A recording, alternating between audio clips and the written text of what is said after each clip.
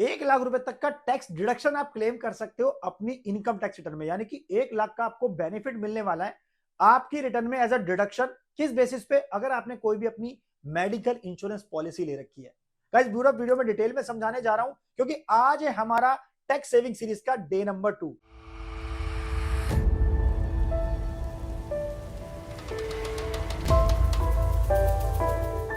मैं दीपक बैसला आपका स्वागत करता हूं हमारे YouTube चैनल पर। दोस्तों ऐसे ही वीडियोस के लिए चैनल को सब्सक्राइब जरूर कर ले क्योंकि आपको आने वाले दिनों में मल्टीपल वीडियोस मिलने वाली है हमारे टैक्स सेविंग सीरीज की। और अगर आपने हमें बाकी सोशल मीडिया प्लेटफॉर्म पे फॉलो नहीं करा है तो लिंक सबका डिस्क्रिप्शन में डाल दिया, क्लिक करके ज्वाइन जरूर कर लेना क्योंकि वहां पे आपको मिलती रहेंगी अपडेट्स फाइनेंस और टैक्सेशन की। तो गाइस पहले वीडियो में डिटेल में समझने की कोशिश करते हैं कि क्या हमें कोई बेनिफिट मिल सकता है अगर हमने अपना कोई मेडिकल इंश्योरेंस पॉलिसी ले रखी है, यानी कि हम उसका प्रीमियम दे रहे हैं तो क्या हमें उसका बेनिफिट मिल सकता है एटीआर में? पहले ये समझेंगे यस और नो में। अगर मिल सकता है तो सर उसकी लिमिट कितनी है ये बताएंगे। और तीसरा, अगर हम अपने पेरेंट्स का मेडिकल इंश्योरेंस करवाते हैं तो क्या उनका जो प्रीमियम हम पे करेंगे उसमें भी हमें बेनिफिट मिल सकता है। सो अगर डिटेल में समझते हैं तो सबसे पहले बात करते हैं कि अगर आपने कोई भी अपना मेडिकल इंश्योरेंस करवा रखा है, ठीक है, आपने कोई भी पॉलिसी ले रखी है अपनी हेल्थ से रिलेटेड जिसमें आपका कोई भी सम एक प्रीमियम आप पे करते हो और आपको एक अच्छा खासा सम एश्योर्ड मिल जाता है। लेट्स सपोज आपने साल के 15,000 पे करे और आपको 5 लाख का सम एश्योर्ड मिल गया जिसमें आप, आपकी स्पाउस और आपके डिपेंडेंट चिल्ड्रंस वो तीनों इंक्लूड होते हैं। ये आपकी एक सेपरेट इंडिविजुअल पॉलिसी होती है जिसमें आपके और आपकी फैमिली मेंबर्स इंक्लूड होते हैं हेल्थ इंश्योरेंस के रिगार्डिंग।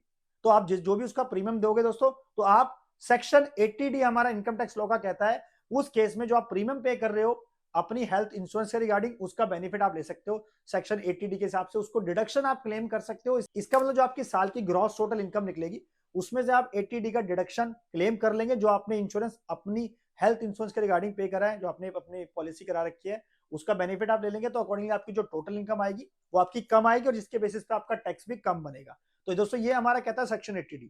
अच्छा, अब हमने दूसरी बात की थी सर इसकी क्यों लिमिट है उसके बारे में बताओ, और सेकंड क्या था, पेरेंट्स इंक्लूडेड हैं अगर हम उनका इंश्योरेंस पॉलिसी कराते हैं, मेडिकल इंश्योरेंस पॉलिसी कराते हैं तो उसका बेनिफिट भी मिल सकता है।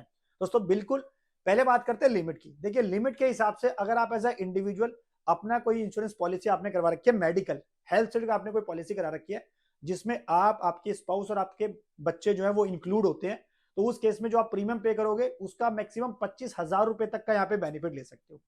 लेट्स सपोज अगर मैं अपनी पॉलिसी कराता हूं और मैंने 22,000 का प्रीमियम पे करा तो मुझे 22,000 रुपए तक का पूरा बेनिफिट मिल जाएगा सेक्शन 80D में।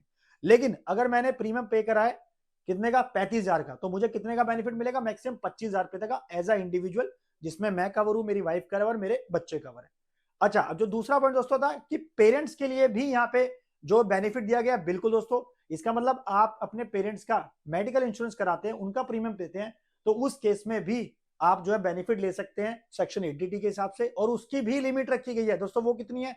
देखिए लिमिट की मैं अगर बात करूं, अगर आपके पेरेंट्स की एज 60 साल से कम है तो अगेन उस केस में आप 25,000 रुपए तक का बेनिफिट ले सकते हैं। अगर आपके पेरेंट्स की जो एज है 60 साल से ज्यादा है, इसका मतलब सीनियर सिटीजन है, तो उस केस में आप मैक्सिमम 50,000 रुपए तक का बेनिफिट ले सकते हैं 80D के अंदर। लेट्स सपोज अगर आपकी जो पेरेंट्स की एज है वो 60 साल से कम है और आपने प्रीमियम किया 35,000, तो आपको कितना बेनिफिट मिलेगा? ओनली 25,000 रुपए का। ऐसे अगर आपके पेरेंट्स की जो है सीनियर सिटीजन है, लेट्स सपोज अगर वो 62 के है, तो उस केस में आपने जो प्रीमियम पे करा कितना, 60,000, तो आपको कितना बेनिफिट मिलेगा? 50,000 रुपए का।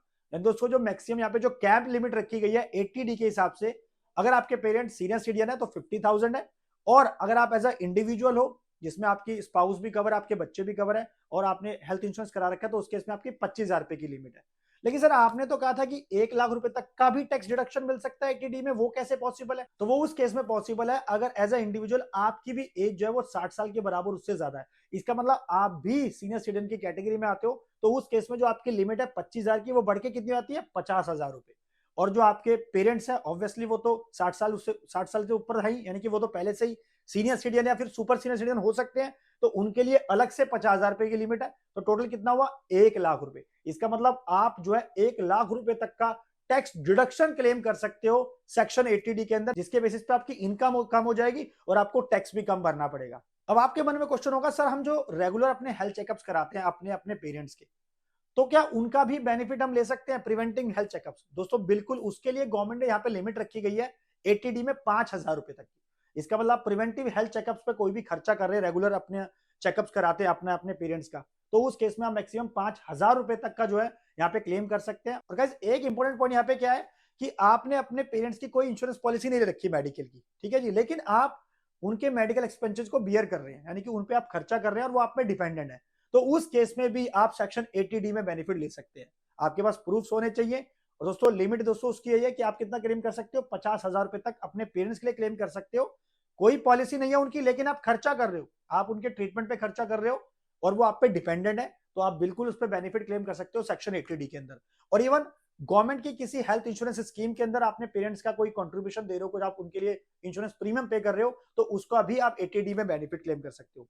तो इसका मतलब ये हुआ 80D आप देख सकते हैं, जो मैंने आपको बताया कि 80D में आपके ये सारे पॉइंट्स कवर होते हैं कि आपकी जो लिमिट है, आप एज ए इंडिविजुअल हो और आपके स्पाउस और आपके डिपेंडेंट चिल्ड्रन है, तो आप इतनी लिमिट में 25,000 तक जा सकते हो। अकॉर्डिंगली आप 50,000 भी जा सकते हो, और आपके जो पेरेंट्स हैं, जो सीनियर सिटीजन है, उनके भी आप लिमिट में 50,000 ले सकते हो। लेकिन अगर आपके जो पेरेंट्स है 60 साल से कम है, तो दोस्तों उस केस में फिर आपकी लिमिट 25,000 हो जाएगी, वो 50,000 नहीं मानी जाएगी। सो आशा करता हूं कि 80D का मैंने आपको डिटेल में समझाने की कोशिश करी कि कितने कितने लिमिट तक आप क्लेम कर सकते हो, पेरेंट्स का क्लेम कर सकते हो। प्रिवेंटिव हेल्थ चेकअप भी आपका अलाउड है, लेकिन हाँ दोस्तों, वो प्रिवेंटिव हेल्थ चेकअप की जो लिमिट है 5,000 की, वो आपकी जो मैक्सिमम लिमिट है सेक्शन 80D की 25,000, 50,000 और 50,000 उसके अंदर इंक्लूड है। यानी कि 5,000 आपको अलग से नहीं मिलेंगे, ये आपकी वो 25,000, 50,000 वाली लिमिट में पहले से इंक्लूड है, तो अलग से इसका बेनिफिट आपको नहीं मिलेगा, लेकिन 5,000 पे आप दिखा सकते हो प्रिवेंटिव हेल्थ चेकअप पर। तो दोस्तों ऐसे ही वीडियोस के लिए हमारे चैनल को सब्सक्राइब जरूर कर ले, नीचे लाल बटन है उसको दबाएं, साथ ही बेल आइकन को भी प्रेस करें, ताकि जो आने वाली